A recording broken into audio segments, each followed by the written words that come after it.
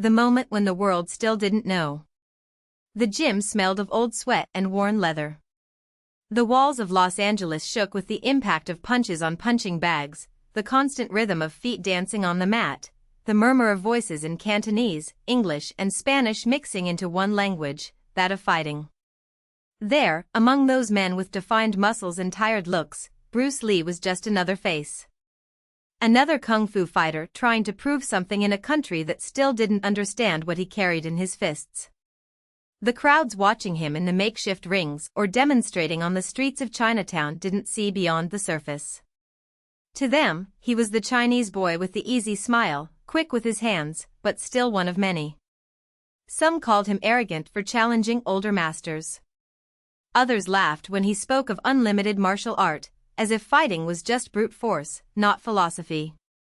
No one realized that while they were seeing a fighter, Bruce was building something none of them had ever imagined. It was 1964, and the world still didn't know. Behind the scenes, away from prying eyes, Bruce trained in a way that no one else trained. While the others repeated sequences of movements like robots, he questioned every detail. Why that hit? Why that stance? If an opponent were taller, stronger, faster, how would he adapt? He studied fencing, boxing, judo, even dancing, anything that could make his body more efficient, his mind sharper. He wrote in notebooks, scribbled diagrams, recorded himself struggling to analyze each error. Fight is like water, he said to himself, as he watched the way the rivers flowed around the rocks. Be flexible. Be unpredictable. And then came the challenge. A traditional kung fu master, one of those who believed that Chinese martial arts were superior to all, provoked him in a public demonstration. Bruce accepted. The ring was set up in a parking lot, surrounded by an audience who expected to see blood or humiliation, preferably his. The master was older, more experienced, a man who had spent decades perfecting his form. Bruce was 24 years old. In the first seconds, the master advanced with classic, precise blows, as if he were teaching a lesson. Bruce dodged, but didn't counterattack. The crowd murmured. Some laughed. He's scared, someone said. But Bruce wasn't scared. I was watching. Studying. Waiting. Then, it happened. The master launched a circular kick, high and powerful. Bruce ducked, as if it were a rehearsed movement, but instead of blocking, he turned his body and landed a punch straight into his opponent's solar plexus. The man staggered. Before he could recover, Bruce was behind him, applying an armbar that forced him to surrender. All in less than 3 seconds. The silence was instantaneous. No one had seen anything like it. It wasn't traditional kung fu. It wasn't boxing. It was nothing they knew. It was something new, something alive, something that didn't follow rules, it just flowed. The audience erupted in screams, but they weren't just out of surprise. There was something more there, the recognition that they had just witnessed the birth of something greater. Bruce didn't smile. Didn't celebrate. He just took a deep breath, as if that moment was just the beginning. And it was. Over the next few years, while the world still saw him as that Chinese fighter, Bruce was changing everything.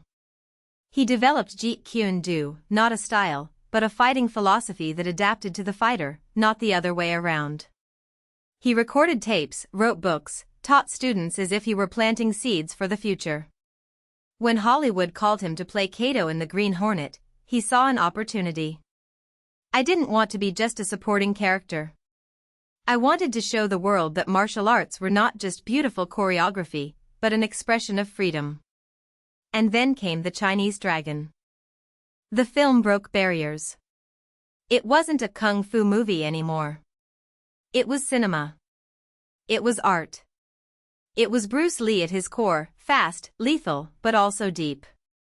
People left the cinemas with their fists clenched, their hearts racing, as if they had been woken up from a long sleep. Suddenly the whole world wanted to learn kung fu. I wanted to be like him. But Bruce was no longer there to see. He left too soon, leaving behind a legacy that even he himself had not foreseen. But those who knew him closely knew the truth. The world only began to understand what he was like when it was too late. Because while everyone saw him as a fighter, Bruce Lee was already far beyond that. He was a revolutionary. And the revolution, like water, cannot be contained. The dragon that never died. Bruce Lee's funeral in Hong Kong was an event that stopped the city. Thousands lined the streets, crying as if they had lost a family member. Newspapers ran special editions, radio stations played his fight scenes on loop, and even critics who had once called him an exhibitionist now bowed in reverence. But among those who mourned, there were those who saw in his death something more than a tragedy, an opportunity. Linda Lee, his widow, received an anonymous letter days after the funeral. Written on tissue paper, in impeccable handwriting, it said, "The dragon cannot be buried. Its fire still burns. But there are those who prefer to put it out before it spreads." On the back, an ancient symbol, the distorted yin-yang, with a serpent coiled around it. Linda kept the letter in the safe, but the warning had already been given. Meanwhile, in Los Angeles, Brandon Lee, then just 8 years old, began having nightmares.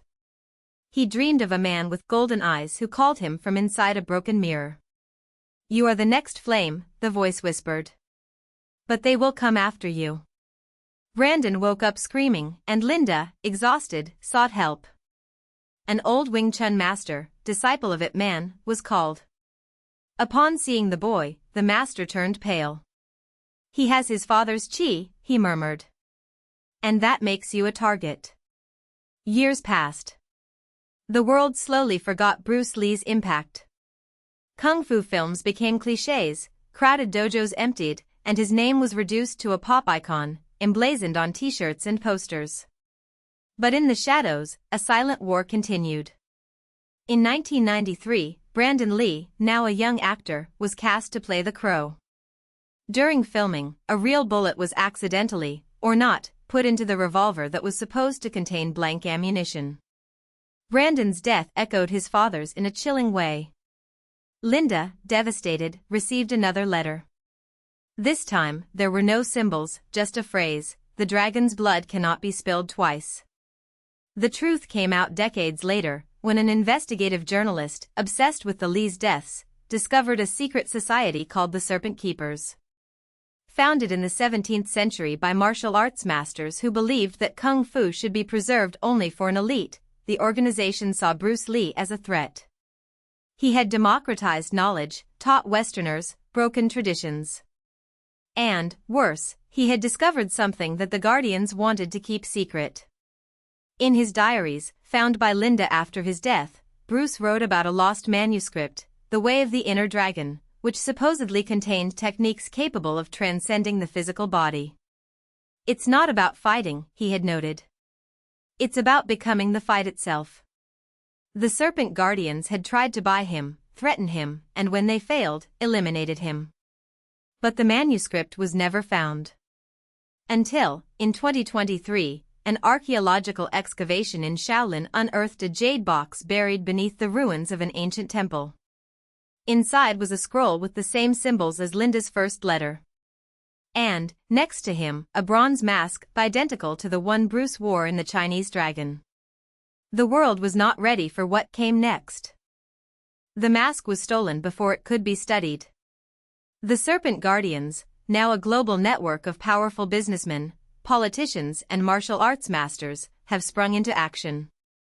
They knew that if the knowledge contained in the manuscript was revealed, its influence would crumble. But there was a problem: the mask chose its wearer. And she had chosen Shannon Lee, Bruce's daughter, the last heir to the dragon's blood. Shannon never wanted to be part of that world. Lawyer, mother, she had spent her life trying to escape her father's shadow. But when the mask appeared in her home, enveloped in an aura of energy that burned to the touch, she had no choice. Bruce's memories flooded his mind, not as memories, but as knowledge. Techniques he had never taught. Movements that defied the laws of physics. And a terrifying truth: Chinese Dragon wasn't just a movie. It was a warning. The Guardians came after her. First with bribes, then with threats. When that failed, they sent their assassins, masters of Bagua, Hungar, and Dim Mak, martial arts designed to kill. Shannon fought like he had never fought before, not out of skill, but out of instinct. The mask guided her, as if Bruce's spirit was there, whispering in her ear, "Don't fight the water. Be the water." The final battle took place on top of a skyscraper in Hong Kong, under a lightning storm. The leader of the Guardians, a wrinkled-faced man named Master Liao, raised his hands in a gesture of surrender. "You don't understand," he said. "What your father discovered is not a power to be shared. It is a curse. Those who master it, lose themselves in it." Shannon looked at the mask, now cracked, as if something inside it was breaking free. "Then it is better for it to be lost than to be used to control others." She attacked. What happened next was described as an earthquake, a typhoon, a force of nature. When the dust settled, Master Liao was lying unconscious, and Shannon was no longer there. In its place, there was only the mask, intact, shining in the moonlight. And then, it crumbled into dust. The manuscript was never found. Some say Shannon destroyed him. Others, that he chose another bearer. But one thing was certain, the world was never the same again. Martial arts have changed. The dojos that previously only taught fighting techniques now spoke of philosophy, of connection with the universe. And in the streets, on the screens, in the stories told to children, the dragon continued to fly. Because some revolutions cannot be contained. Not even by death.